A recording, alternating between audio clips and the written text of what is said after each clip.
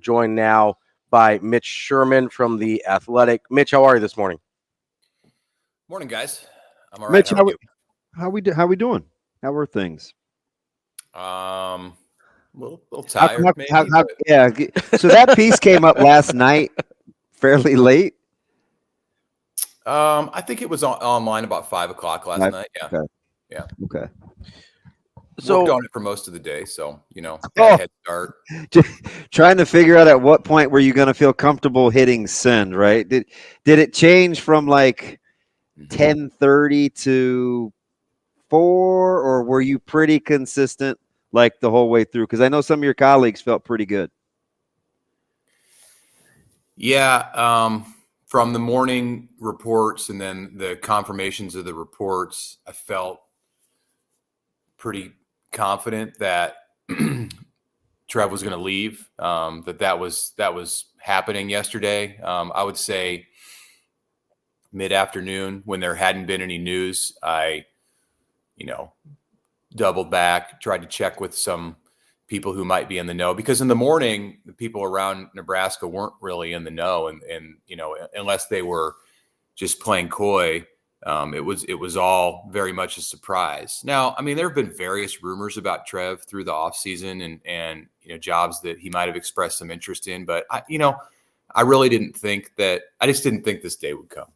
Certainly not this year, and certainly not for him to take what's basically a lateral move. If Trev Alberts had left Nebraska at some point and become a conference commissioner, okay, sure, but not this. It's hard to even sift through just like the surface level dynamics at Texas A&M and find reasons why it's a better situation than Nebraska. I mean, you can talk about money, but money's not really an issue at Nebraska. I mean, whether you have $1 billion versus $2 billion, like what's the difference? Honestly. So I was caught off guard, surprised. Mitch, it really didn't change through the day. Gosh, I'm 1,000% with you, right? And I don't know if it's important for me to get other people to believe that, but you said lateral. That's a little stronger than what I would have said, but I did say, how bad or how much could you have not? Let's say he didn't get his way. Let's say if you're anti-Trev, he didn't get his way. If you're pro-Trev and you want to blame somebody, it's how much did he not get his way? Where you would go to College Station for what, in essence, like what would you put up with to make that move? Like how bad could it have been? Right? Like what would you be willing to put up with to have a similar situation for a little more money in a place that you're less familiar with? Wouldn't you rather know your problems? Yeah, I do. That's a good point. I do think so. And not just less familiar, but it's more uncomfortable for him to walk in. He's not going to be immediately accepted in the same way that he was at Nebraska. He doesn't have the kind of equity built up at A&M. He's got a football coach who's yet to coach a game.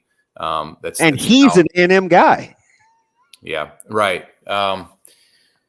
It's pretty baffling, and obviously it speaks to and it hints at a lot of under the surface issues that exist at Nebraska. We know what some of that stuff is. It's and I detailed a bit of it in my piece last night. I really just think it comes back to leadership and his confidence in the leadership.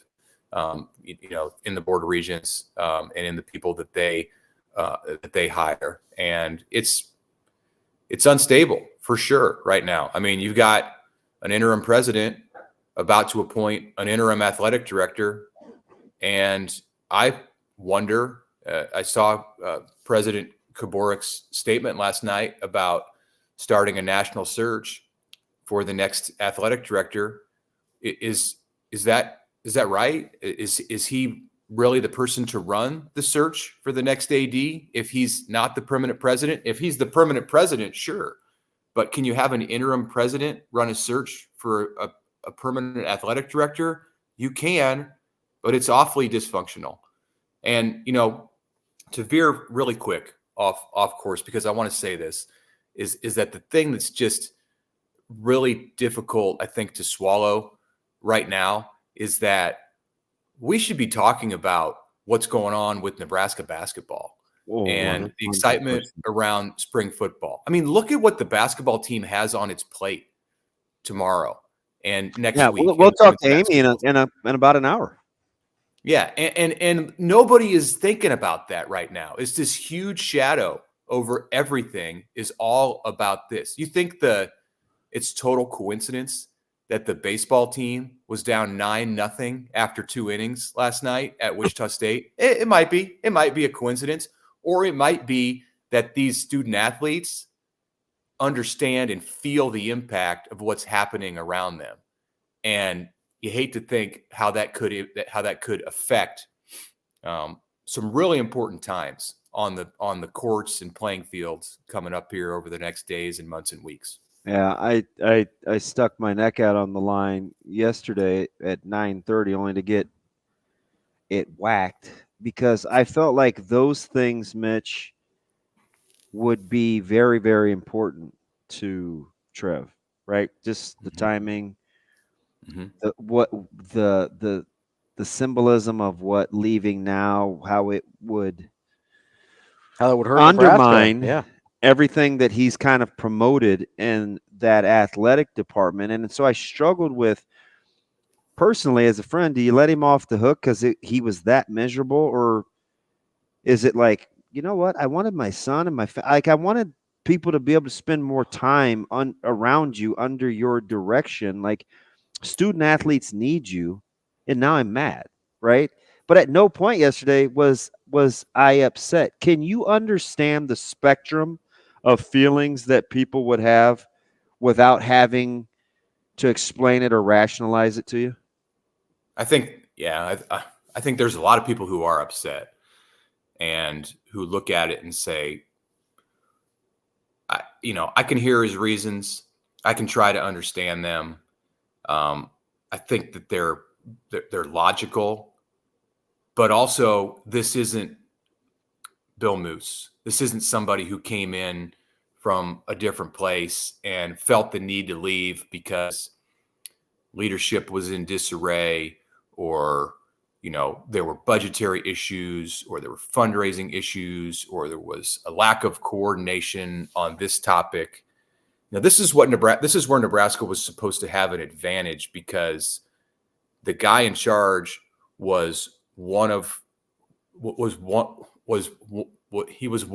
us. He was, if you're looking at this from Nebraska's perspective, and I don't. It's going to take a long time. It may never happen. I think for some people in this community around the state to get over what is a very stark sense of betrayal this morning. Mm-hmm. And, there's, I think, an entire community in the state that has watched Trev Alberts from the early 90s and feels like they've been alongside him a little bit, like they've, been pushing and pulling with him to go through his post-playing career in broadcasting, to getting started in administration, to moving up that ladder, to overcoming challenges and getting to this place where it's really starting to look at Nebraska like you've got momentum with football and basketball and other sports. And for him to take this turn at that point, it's something that I think people will always, it's never forget. So, whether that's entirely real or just perceived, I mean, Trev is the one who pulled himself up and advanced his career on his own. But I do think there's a lot of people who feel attached to it, and that's why the emotions are what they are today. Especially for a guy that did so much homework on his own before taking the job at Nebraska. I mean, Sure. He did his own recon. It was kind of unbelievable, and he took some time to do it. And really, it was a lifetime of homework. It was decades of homework. I understand that he had to sit down and do things to research what was going on in the current climate, but he lived it. Even while he was at Omaha, he was never too far away from Lincoln. We're talking with Mitch Sherman from The Athletic. Mitch, I want to ask about the Coach Rhule portion of this all, because I think that's a big reason why part of the reason there's been such a House of Cards reference, right? Emotional response to this is because I think with the two guys that Rhule specifically called out as the reason he's here, outside of his wife telling him that he needs to come to Nebraska, Ted Carter and Trev Alberts, he very specifically said, are the reason he's at Nebraska. I think there's a lot of fear amongst Nebraska fans that without those two guys, Matt Rhule now becomes in play. Like how does the football coach play into all of this with the departure of Trev? Well, we'll see. It's a huge, I think it's a huge reason for it's something to watch.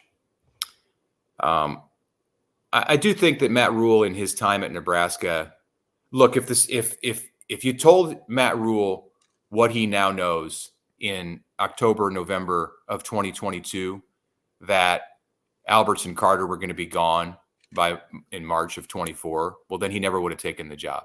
Mm-hmm. But that's undeniable. But what he has learned about Nebraska and how he has poured himself into the state over the last almost a year and a half now is good for Nebraska, good for his future prospects, for the ability to of this university to keep him. But it's not a great situation. We'll see. A lot's going to depend on who fills the jobs, who's the president, who's the athletic director, what kind of a connection can they forge with Matt Rhule, and then we'll go from there. But there certainly are, I think, things on the table and options that he would have to consider that he didn't plan to have to consider 16 months ago because of what's happened here since last August. Yeah, I think you stated that perfectly, right? Because you on one side of the coin, there is the Carter Alberts thing, but on the other side, he loves his daughter's school, like sings their praises. Brant's going to go to college at Nebraska. He's moving his parents here. There's lots of things that I think he enjoys as a challenge. I just don't think, and I get it, the low hanging fruit is, well, what about Penn State and this, that, and the other? And I'm just like, and now after yesterday, I'm not sure what to believe when people tell me things, but he's not going to go to Penn State. Yeah. I'm one that like he's not going to go there. He said that Kinder air dap again. Like we just now. I mean, other things could things change and could it be other schools? But the lazy, low hanging Penn State thing drives me up the wall. It literally drives me up the wall. Mitch, I'm curious with the. I'm curious how much you think the lawsuit has an impact on what we've seen play out over the last couple of days, because it's something that has been brought up a ton. I tend to think that that's not a primary reason of this move, but it's a big enough thing that I do feel like the question needs to be asked. Do you think that was a factor? Obviously, the lawsuit follows him, right? It's not like it just magically goes away because he took a different job. Why do people keep saying that? I don't know, right? But I do want to address, do you think that either a lack of support regarding that issue or maybe how it's going to be handled? How it's going to be handled was a factor in this move at all? Yeah, I think it's silly to think that it has no impact, but I don't think it's the deciding. I don't think it pushed him to leave. I think it's been on his mind. I think he's had to have some conversations. I think he probably has we say now in the past tense, had some concerns about, again, there not being a president in place and how that situation could potentially be viewed by the next boss of his. But as you said, he continues to it will follow him, and if there's a judgment against him, it's going to be to impact him, whether he's at Nebraska or Texas A&M. Mm-hmm. And I do wonder if he's at A&M and this negative publicity comes out because there's a judgment issued against him or there's a settlement and he's, there's no admission of it's not a criminal case. There's no admission of guilt, but whatever, it's public perception.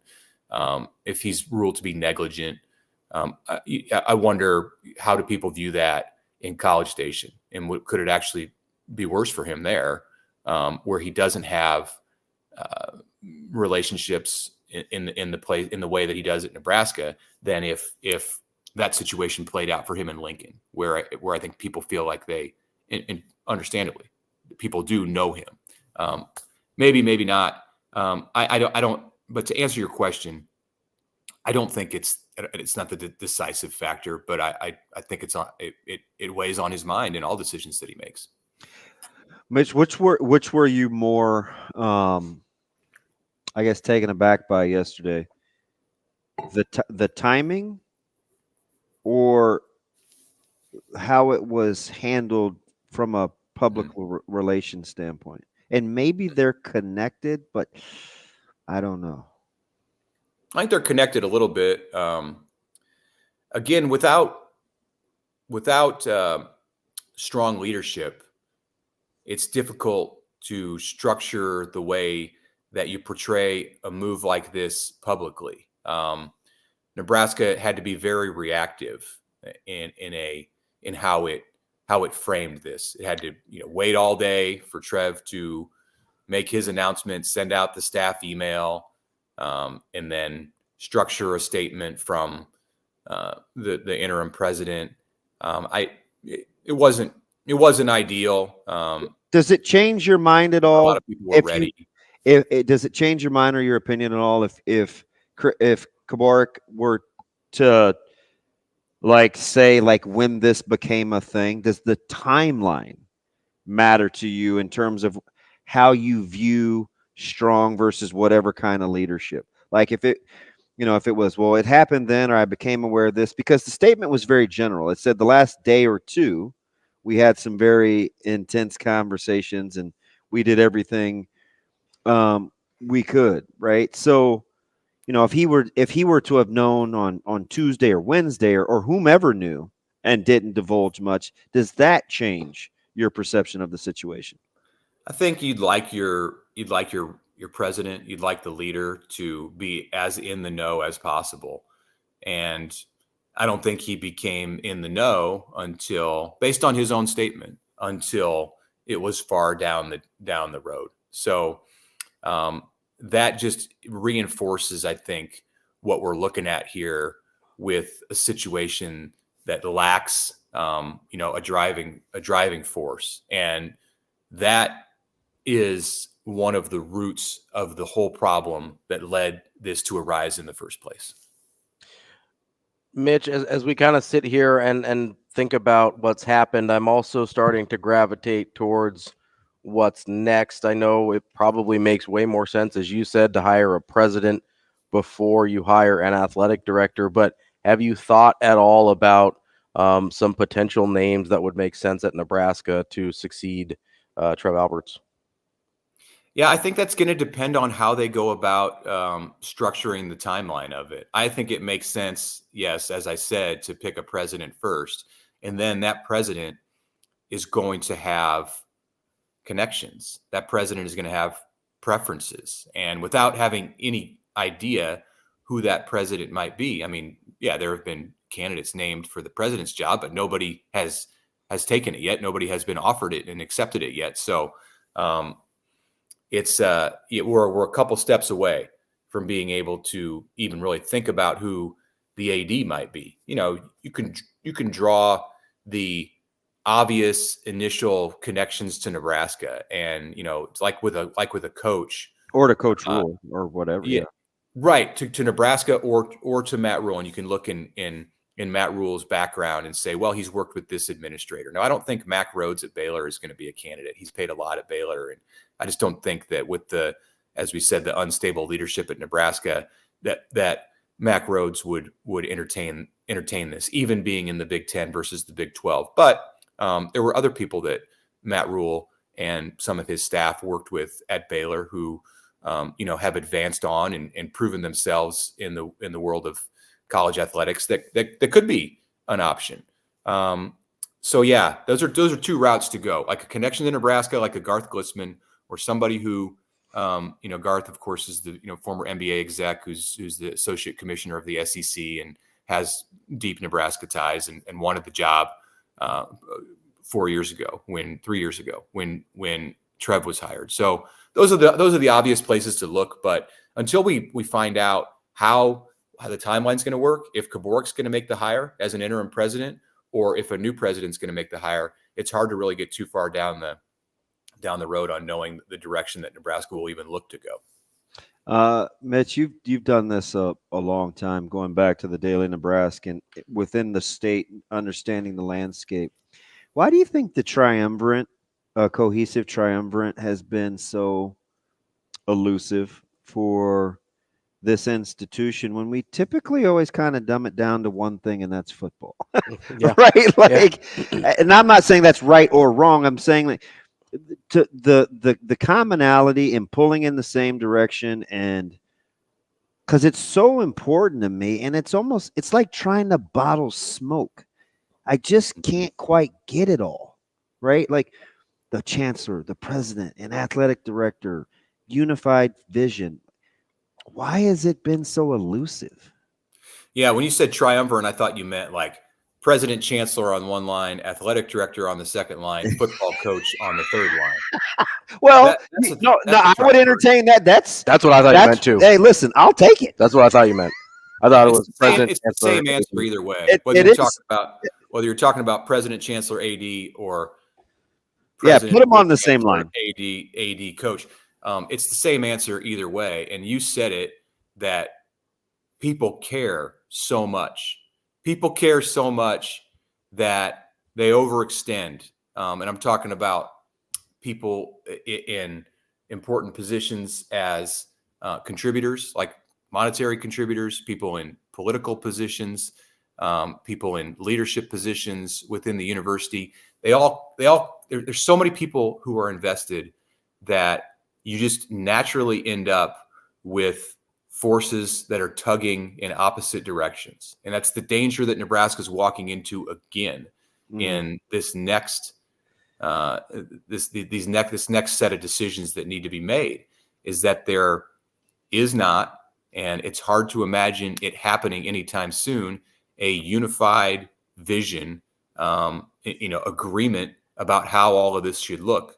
And what you end up with, even when you have this short period of time, like November of 2022, where it all looks like everything's great and they're all on one stage taking a picture, even when that's the case, we've learned now that it can be a facade, and what looks real isn't always real. And I think the reason for it is because there's so many people who care so much, and a lot of them have competing interests.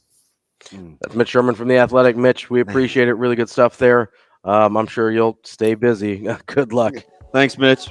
Yep. Thanks, guys. More Hurrdat Sports Radio coming up next.